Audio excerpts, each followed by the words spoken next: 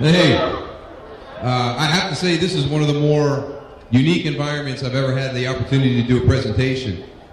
Usually when I do these, we're in a hotel conference room or something like that. So this, for me, this is awesome because to me, you guys are all fullbacks. You guys do all the dirty work, get the job done. So I'm in my environment right now, and I couldn't be happier. So I have a speech that I usually talk about, but since this is a unique environment, I'm going to touch on a few things that I think are important to me and maybe hit home with you. And then I'm going to open it up to questions because I know I always miss something that somebody would want to hear. And, you know, at the end, you know, people will grab me and say, hey, I wanted to hear what your thoughts are on this. So just to make sure we get a lot of bases covered, we'll open it up for questions. So as I'm talking, if I say something that makes you think, store that in the back of your mind, and we'll try and get that answered when we wrap everything up.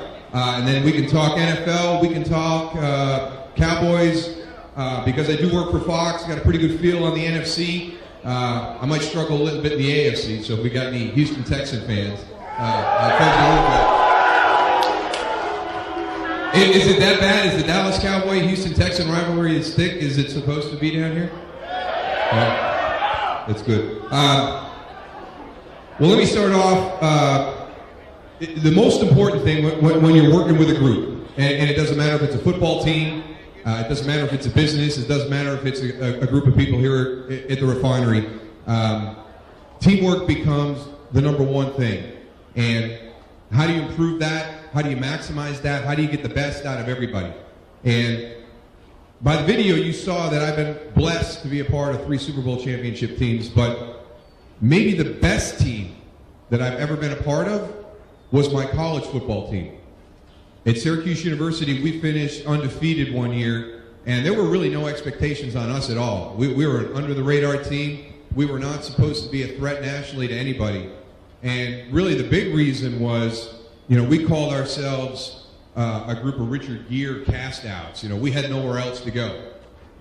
You know, the reason we were at Syracuse, because Syracuse was the only Division I school that offered us a scholarship. We did not have blue-chip All-American players. We didn't have guys that had 5 schools to pick from and ended up picking Syracuse over the other 4. We had nowhere else to go. So we always referred to us as kind of the Richard Gere guys from Officer and a Gentleman. But that group of guys went on to do some unbelievable things. And, you know, just to give you an idea of what it was like, when I went down there my freshman year, we came in 3 days early as a freshman class. We went through 2 days, and the first night we finished up practice, our head coach brought everybody into a circle, made us all stand up, say our name, our high school, and why we chose Syracuse University over everybody else.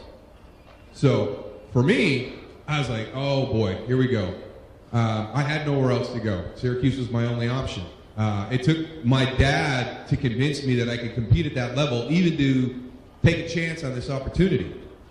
So I'm sitting around and I'm looking at the guys and I'm like, well, this is going to be ridiculous when I hear some of these stories. And I've got nothing to say. I mean, I've got nothing to say. And the first guy that stands up, I remember the first 3 guys. They were our top recruits in our class. And the first guy was Lenny Nelson. And Lenny Nelson stood up from inner city school in Philadelphia, and he was a city rushing champion. And he'd rushed for over 2,400 yards his senior year. I still haven't rushed for 2,400 yards in my entire life. And Lenny, he had all the big schools. He could have gone to Michigan in the Big Ten, Nebraska, at that time out in the Big 8. And he chose Syracuse because he was from Philadelphia. He wanted to stay a little bit closer to home. Timmy Robinson was the next guy. He was from the inner city of Philadelphia. Him and Lenny were in the competition for the number 1 rusher in the district that year. He ran for 2,450 yards to beat Lenny. And he was the same way. He had Penn State. He had Florida State.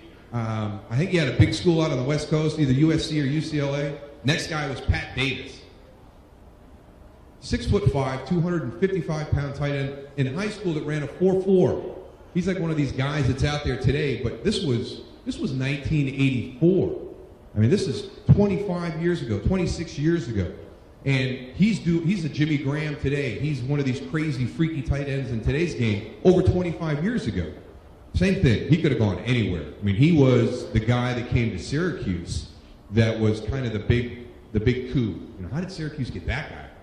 And So I'm just sitting there, I'm like, holy smokes, this is going to be embarrassing. I'm going to have to get up, say my name, say my high school, and I didn't have anywhere else to pick. I mean, I chose Syracuse over the University of Buffalo and Cornell and Colgate, schools that nobody's heard of unless you live in New York State.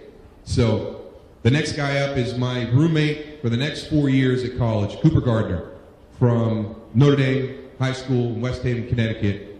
And he gets up and he says, I chose Syracuse University because this is the only place I had to go. And he sat down.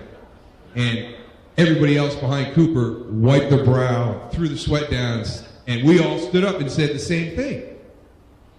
Lenny Davis and Timmy Robinson were not on that team that went undefeated 3 years later. They had flunked out of school. They couldn't balance everything that was there. Pat Davis was our only blue chip recruit that made our entire time at Syracuse together. But every single one of the guys that wiped their brow and threw that sweat down, not only were a part of that team, but were a key part, became starters, and 6 of them had an opportunity to play in the NFL at some point in time in their careers. So it just goes to show you, when you look at somebody and you hear their stats, it doesn't mean a whole lot, because you have to know what's in here. You've got to know what's inside of somebody.